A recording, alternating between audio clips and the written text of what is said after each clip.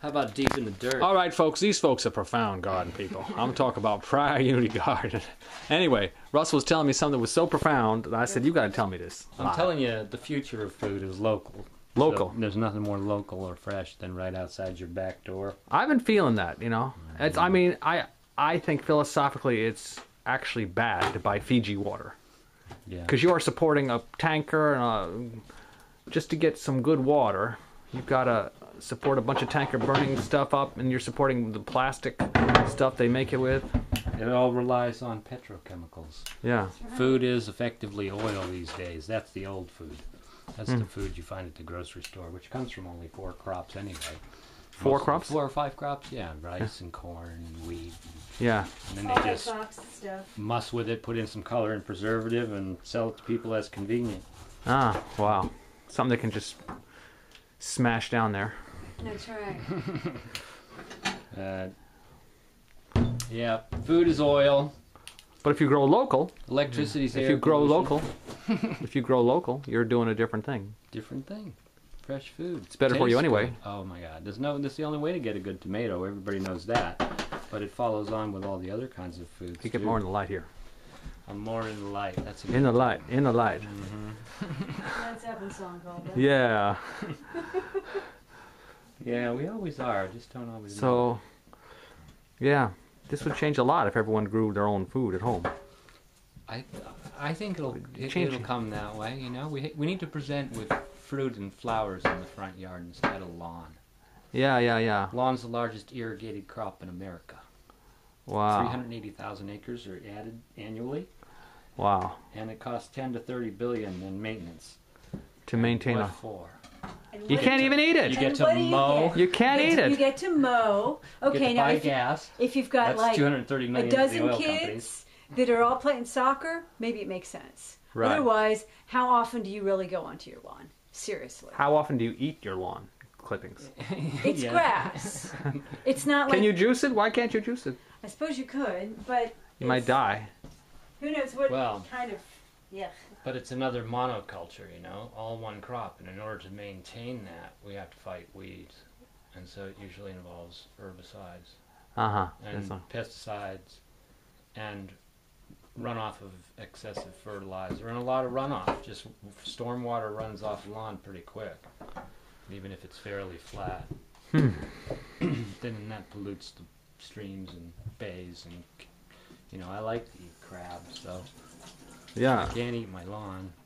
Yeah. I don't like that the lawns kill the fishes. Well, and most of the things that people try to get out of their lawn are the things that are actually were considered invaluable by the Europeans when they came.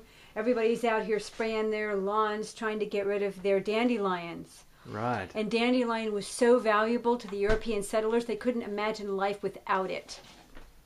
Why? Good medicine. Because it's incredible medicine, it's great food. You can make dandelion muffins, you can make dandelion wine. It's What happened to our culture that we don't like dandelions? What happened? Just one of those- lawn culture. Yeah, you know, the origin of lawn culture is really interesting too, because the message was on the part of the mannered class, I'm so rich I don't have to grow food. My servants on Ah. my lawn. Ah. And Trying to now send a it's message. just, And Americans An have onion. taken it to a new height of insanity. yeah, well, it's an uninspected, you know, social. It's an ego trip.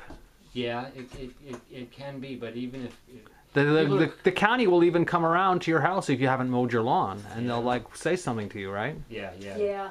It's like a county ordinance that you've got to be on this ego trip. Mm-hmm.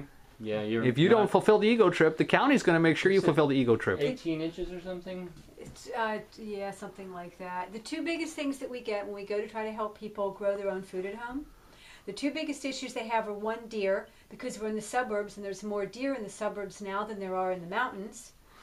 They're civilized. Because they're totally civilized and you're not allowed to hunt them here, so they've hunted them out in the mountains, so we have herds of deer. And so the other issue are homeowners associations, because homeowners associations make it so that you're not allowed to grow food.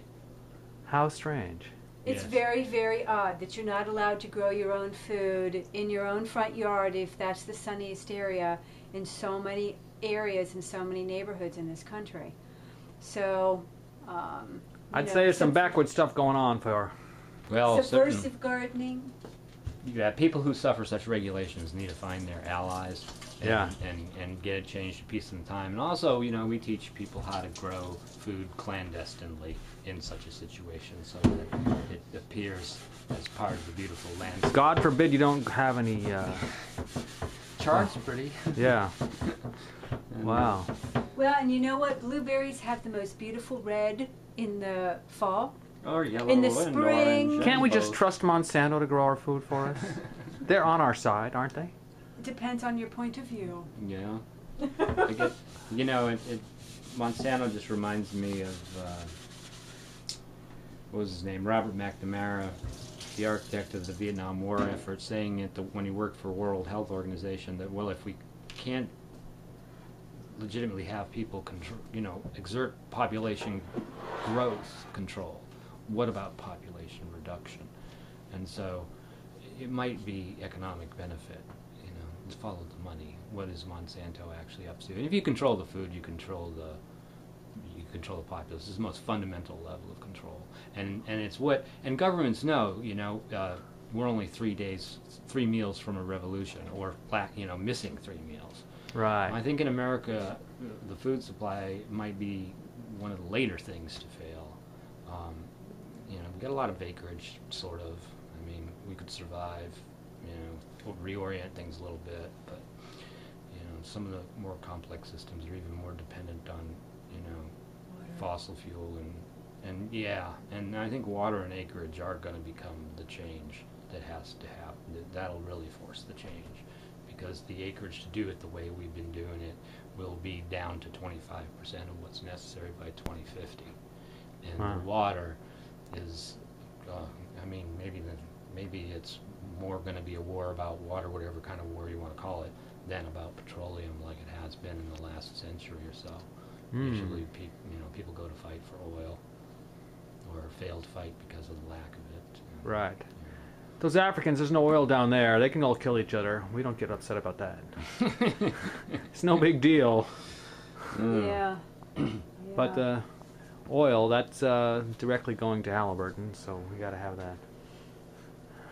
Follow them. All right, folks, check out Prior Unity Garden. These folks are they're on the radical. I won't say radical. It's just true stuff about how you tie your gardening to everything else. It all relates. You can't separate it. www.priorunitygarden.com. Yeah, radical in the sense of radix, to the Right. root. Exactly. Not radical. Radical to the A root. plant. To the root. Yeah. Yeah, Prior Unity Garden is the stuff, folks. You got to check it out. Because it's only one garden. It's all a Prior Unity. All right. There you go. All right, man, that's a good one.